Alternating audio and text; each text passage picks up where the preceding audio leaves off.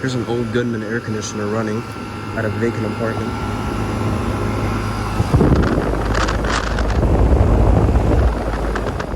It's got a Copeland reciprocating compressor.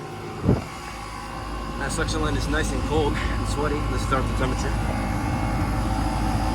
That is a 2-ton CKL from 2005.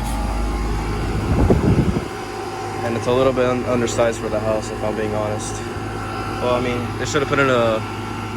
Well, I think this might be a 2-ton. I don't know. Now I can't remember anymore. Very nice Copeland recip sound. Where are the others? But yeah, that's gonna be it for this video.